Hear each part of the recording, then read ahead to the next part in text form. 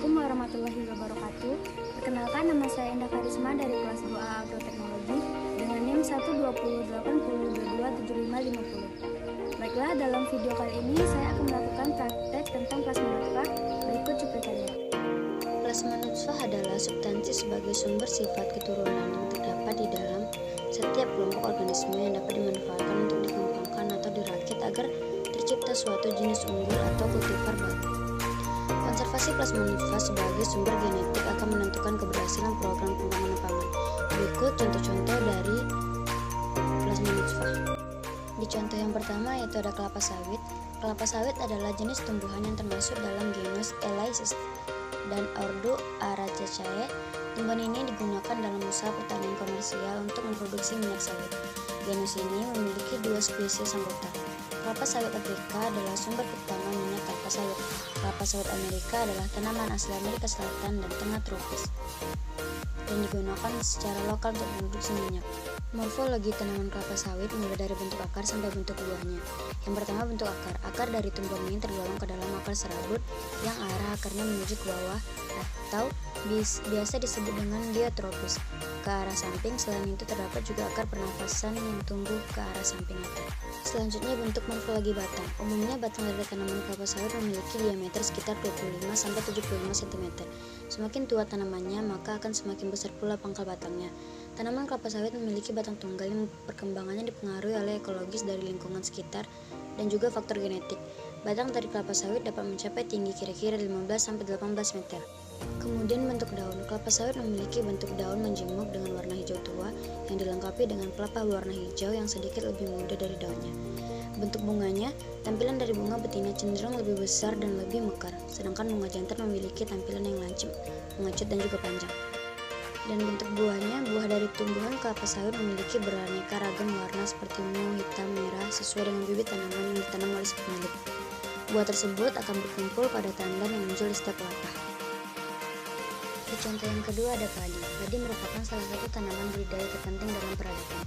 Meskipun terutama mengacu pada jenis tanaman budidaya, padi juga digunakan untuk mengacu pada beberapa jenis dari marga, genus yang sama, yang bisa disebut sebagai padi gulai.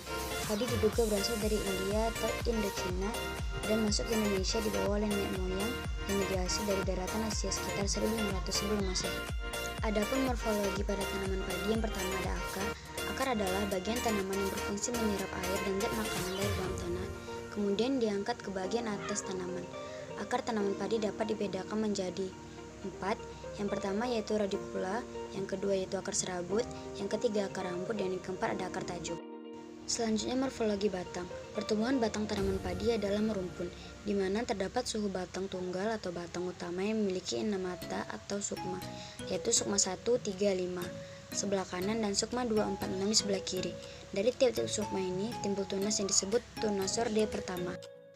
Kemudian morfologi daun. Padi termasuk tanaman jenis rumput-rumputan mempunyai daun yang berbeda-beda, baik bentuk, susunan, atau bagian-bagiannya. Ciri khas daun padi adalah adanya sisik daun telinga.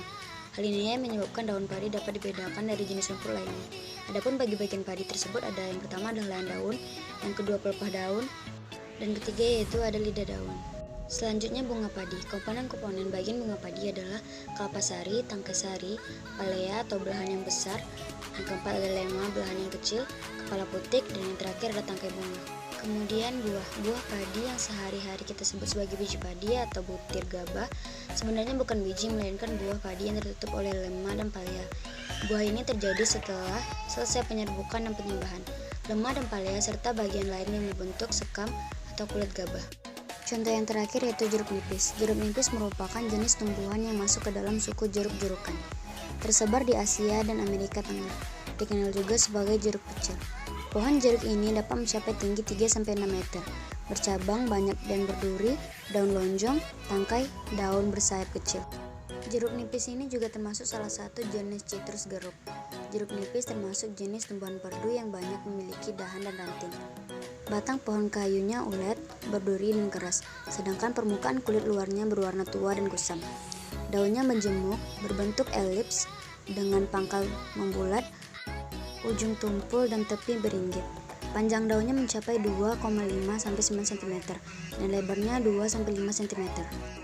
Bunganya berukuran majemuk atau tunggal, yang tumbuh di ketiak daun atau di ujung batang dengan diameter 1,5 sampai dengan 2,5 cm. Kelopak bunga berbentuk seperti mangkok, berbagi 4-5 dengan diameter 0,4 sampai dengan 0,7 cm. Berwarna putih kekuningan dan tangkai putik silindris putih kekuningan. Tanaman jeruk nipis pada umur 2,5 tahun sudah mulai berbuah. Buahnya berbentuk bulat sebesar bola pingpong dengan diameter 3,5 sampai dengan 5 cm. Berwarna kulit luarnya hijau atau kekuningan. Tanaman jeruk nipis mempunyai akar tenggang. Buah jeruk nipis yang sudah tua rasanya asam. Tanaman jeruk umumnya menyukai tempat-tempat yang dapat memperoleh sinar matahari langsung. Baiklah, hanya itu yang dapat saya sampaikan. Apabila ada kesalahan, saya mohon maaf. Wabillahi taufiq wal hidayah. Assalamualaikum warahmatullahi wabarakatuh.